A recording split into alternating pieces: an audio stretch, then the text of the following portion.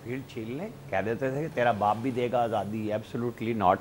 तो मसला क्या है, घबराहट किस चीज़ की है? आज़ाद लग पता जाएगा 8 फरवरी को सारे आज़ाद जीत जाएं, राइट होगा कि वो अपनी मर्जी से हुकूमत बना लें, सारे तैयब अर्दवान बन जाएं और ले आएँ लीडर को वापस, उनकी पार्टी ले आए। पर पार्टी के अंदर कोई जान होनी चाहिए, कोई काम होना चाहिए। ये सारे के सारे बैठ गए, जनाब मुझे फैसला पसंद नहीं, लिहाजा ये इंसानी हकूक़ के ख़िलाफ़ है, मुझे फैसला पसंद नहीं, लिहाजा ये हमारे हक़ में नहीं आया। भाई ये क्या बात हुई? कानून सब ने लाइव चलते देखा कि जितने बड़े बड़े लॉयर्स थे वो मान रहे थे कि गलतियां हमसे हुई हैं।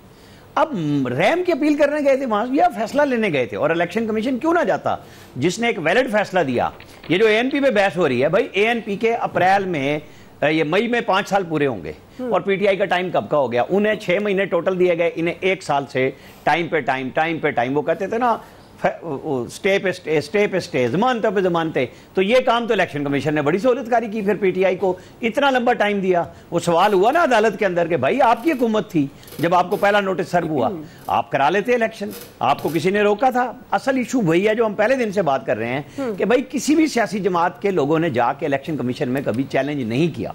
यहाँ चैलेंज किया तो कम से कम दूसरी दफा होश के नाखून ले लेते। ये जो समझ रहे थे, अब वो मुसरत अली साहब ने कहा ना कि यार खुद लोगों से तो आप बहुत रसीदें मांगते थे, अपनी भी रसीदें दे दें, कोई कैश भी लेता है पार्टी के अंदर?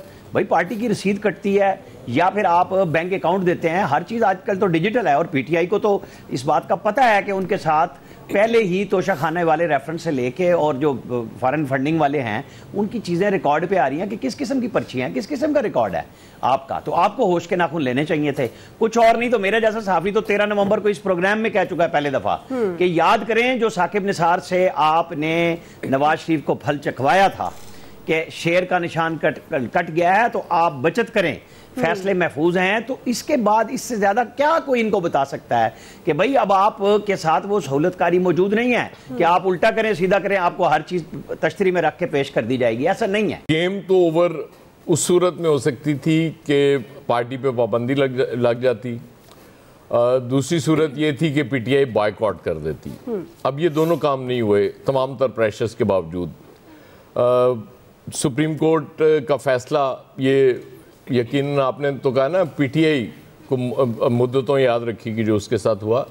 मुझे लगता है कि जो सुप्रीम कोर्ट का फैसला है, जो काजी साहब ने फैसला दिया है, उसको भी मुद्दतों याद रखा जाएगा, क्योंकि सिचुएशन वो स्क्रिप्टेड जब हो रही होती है ना तो चीज़ें नज़र आ रही होती हैं कि वो जी 13 पार्टियों को खारिज कर दिया इलेक्शन कमीशन ने, बहुत बड़ा काम किया, क्या कमाल कर दिया। उसके बाद एएनपी जी उसका भी वक्त बाकी था, 5 साल पूरे नहीं हुए थे, इसलिए उनको लालटेन दे दिए। अगर उनका वक्त बाकी था फिर उनको जुर्माना क्यों किया गया, उसको रोका क्यों गया था? मतलब ये सवाल तो लोग पूछ रहे हैं ना, और वो पूछना बनता है कि एक पार्टी उसने इलेक्शन नहीं कराए, उसको आपने लालटेन दे दी 20,000 जुर्माना करके, लेकिन अगर उनको वो लड़ सकते थे इलेक्शन, चूंकि 5 साल पूरे नहीं हुए थे उनके इलेक्शंस को और उन्होंने कोई जुर्म नहीं किया, फिर जुर्माना क्यों किया गया? मतलब ये सारी चीज़ें नज़र आती हैं। लोगों को काजी साहब से बहुत सी उम्मीदें थीं। देखें ना, साकिब निसार साहब को लोग आज बुरा कहते हैं, इफ्तिखार चौधरी साहब को बुरा कहते हैं, तो इसलिए कहते हैं ना, कोई किसी एक पार्टी की तरफ लीनिंग थी उनकी, वो एक पार्टी की हिमायत में जाके फैसले दे रहे थे। तो आज काजी फाइज ईसा क्या कर रहे हैं? वो भी तो एक पार्टी की मुखालफत में जाके फैसले दे रहे हैं ना। और इलेक्शन कमीशन की कारकर्दगी आपके सामने, पीपल्स पार्टी भी चीख रही है, उनके जो पंजाब के उम्मीदवारों को उनको तीर की बजाय कुछ और निशान कुछ को अलॉट कर दिए गए।